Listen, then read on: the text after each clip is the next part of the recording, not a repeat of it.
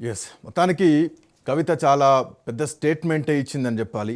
ధర్నా నహీ కిసి కేసి పెహరవం పే నాబ్సే, ధర్నా నహీ కిసి కే బి పెహరవం కే నాబ్సే, ఆఖిర్ మే పుణ్య జీత్ హే జాయేగా పాప్సే, ఆఖిర్ మే పుణ్య జీత్ హే పాప్సే.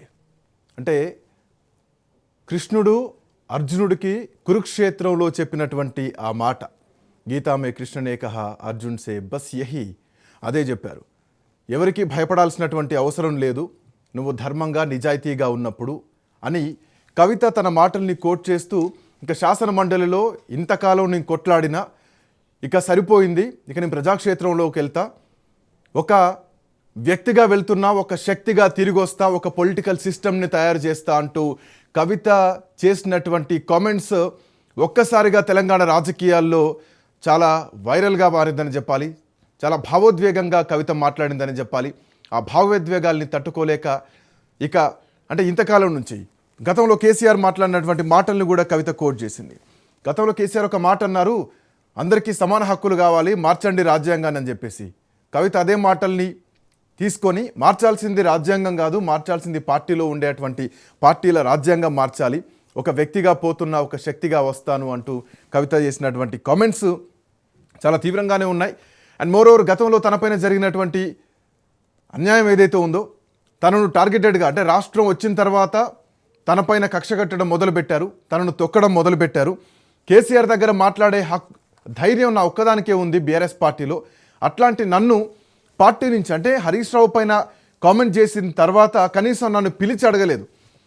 ఒక ఉరిశిక్ష పడ్డ ఖైదీకైనా చివరి కోరిక ఏమిటని అడుగుతారు, బట్ నన్ను హరీష్ రావు మీద కామెంట్ చేయగానే ఇమ్మీడియట్గా నా పైన వేటు వేశారు.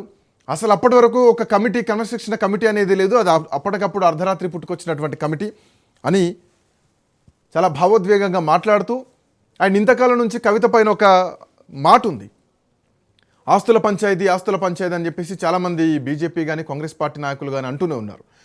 ఇది ఆస్తుల పంచాయతీ కాదు, ఇది ఆత్మగత వ్యక్తిత్వం, ఇది నేను ఆత్మగతంగా నేను కొట్లాడుతున్నటువంటి భావోద్వేగం నాది, ఇది ఆత్మగౌరవంతో చేస్తున్నటువంటి కొట్లాట, ఆత్మగౌరవ కొట్లాట అని కవిత మాట్లాడుతూ తాను నమ్మినటువంటి వెంకటేశ్వర స్వామి మీద ప్రమాణం చేస్తూ, తన ఇద్దరు కొడుకులపైన ప్రమాణం చేస్తూ, ఇది ఆస్తుల గొడవ కాదు, ఆత్మగౌరవ గొడవ, తనపైన అన్యాయం జరుగుతుంది, తనపైన కుట్రలు జరుగుతున్నాయి, గతంలో నిండు సభలో నేను మాట్లాడినా, నా ఆవేదన చెప్పినా కానీ నన్ను కనీసం పట్టించుకున్న వాళ్ళు లేరు అంటూ కవిత చేసినటువంటి మాటలు, అంటే అంతర్గత సమావేశాల్లో నేను ప్రశ్నిస్తే నా మీద కక్ష కట్టారు అంటూ కూడా చాలా కీలకమైనటువంటి మాటల్ని మాట్లాడుతూ, తన రాజీనామాను అంగీకరించండి, ఈ సభ నుంచి నేను వెళ్ళిపోతున్నా, ఒక వ్యక్తిగా వెళ్ళిపోయి ఒక శక్తిగా మారుతా, రాజకీయ వ్యవస్థనే మారుస్తా, పొలిటికల్ సిస్టమ్నే మారుస్తా అంటూ కవిత చాలా సంచలనమైనటువంటి కామెంట్స్ చేస్తూ,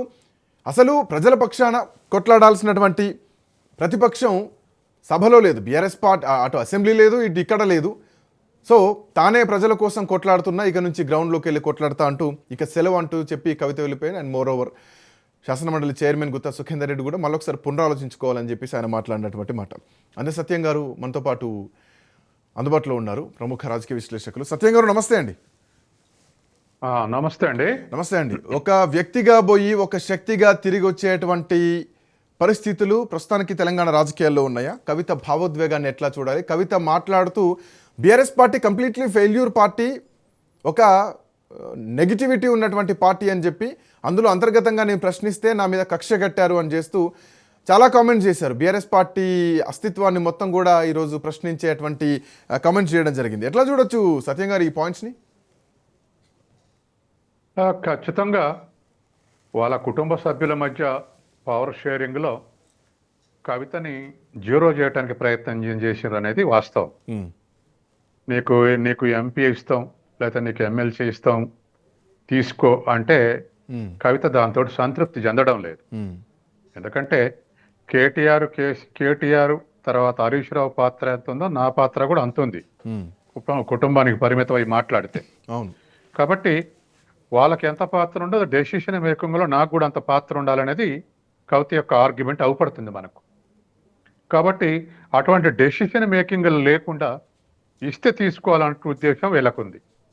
ఇస్తే తీసుకోవడం కాదు, ఇచ్చినా తీసుకున్నా ఆ డెసిషన్ మేకింగ్లో నా పాత్ర ఉండాలి, నేను కూడా మీతో సమానంగా ఉద్యమంలో ఉన్నా అనేటువంటిది కవిత క్లెయిమ్ అవుపడుతుంది.